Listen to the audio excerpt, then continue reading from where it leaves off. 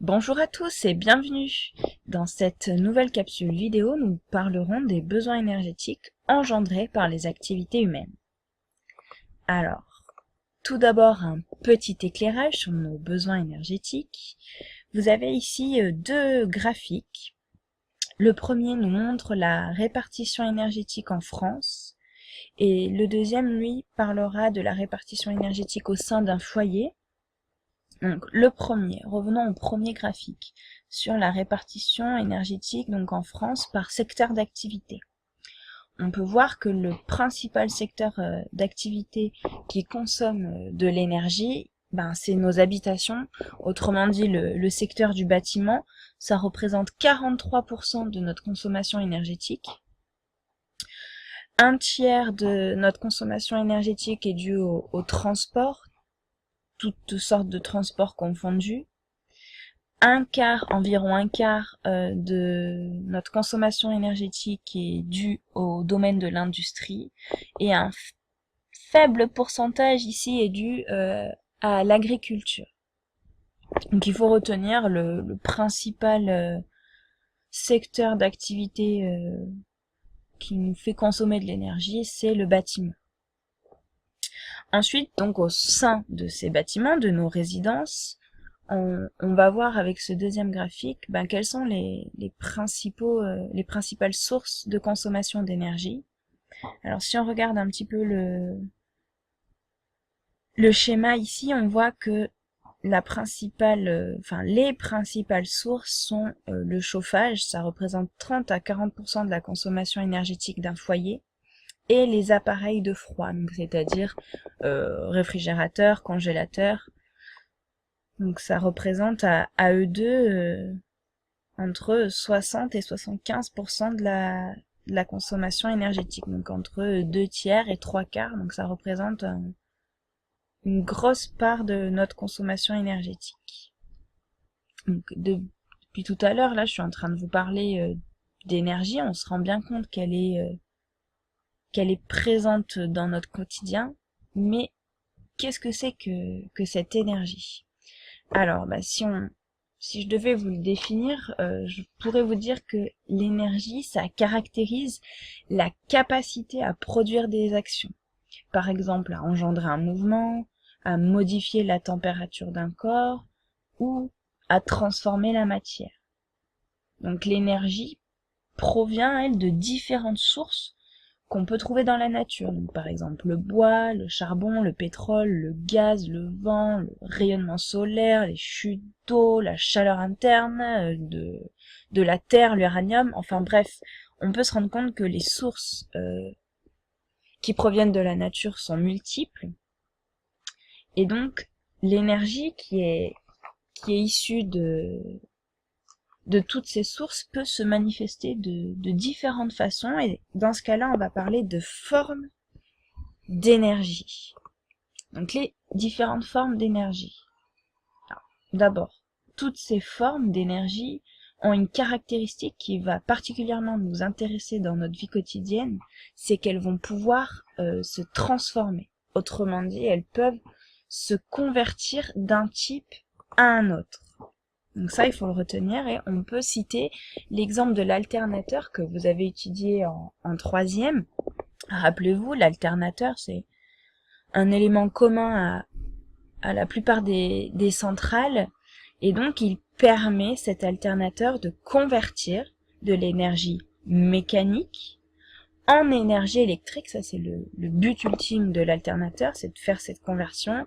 Et puis, au passage, on constate des pertes énergétiques, des pertes de chaleur.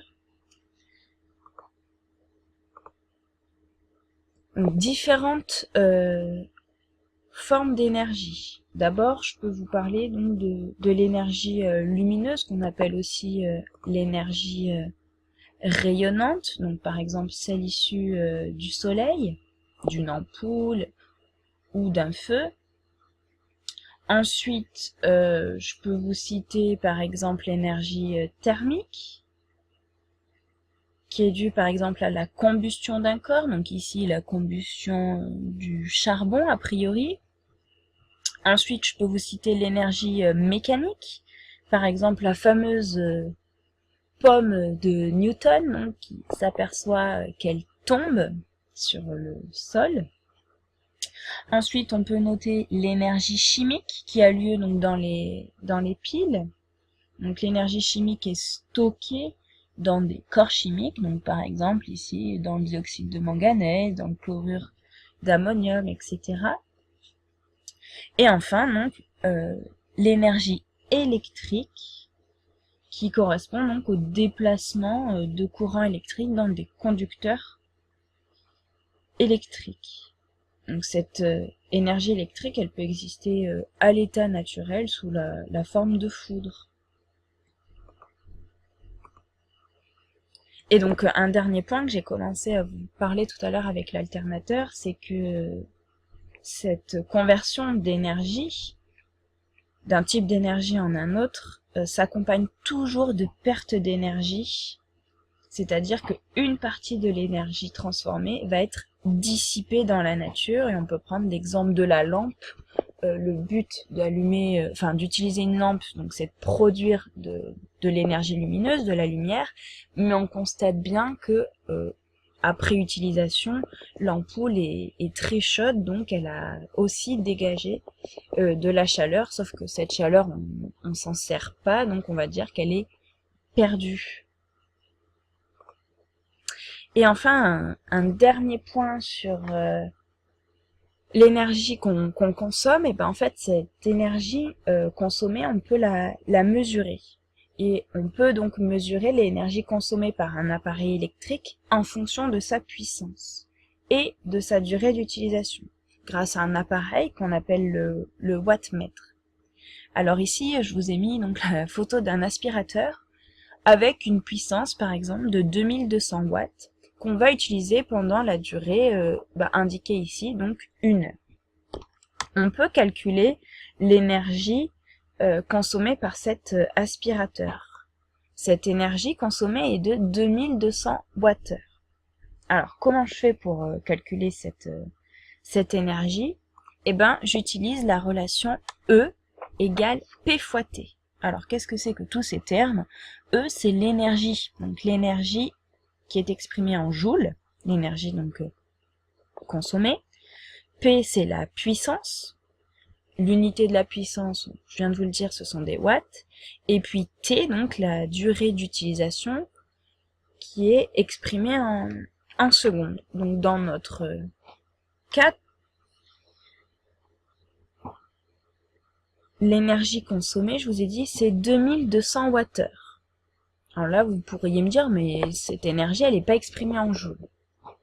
Alors effectivement, le wattheure, c'est une autre unité possible pour l'énergie, et il y a un lien entre le wattheure et le joule. 1 kilowattheure, pardon, c'est 3,6 10 puissance 6 joules. Et une dernière chose importante, c'est que pour un appareil donné, plus la durée de fonctionnement d'utilisation va être longue, plus il va consommer d'énergie. Ben voilà, nous avons fini de parler des activités humaines et de l'énergie engendrée par ces activités. Alors je vous dis à plus dans une nouvelle capsule et bien sûr je vous laisse remplir le petit questionnaire en ligne. Bye bye!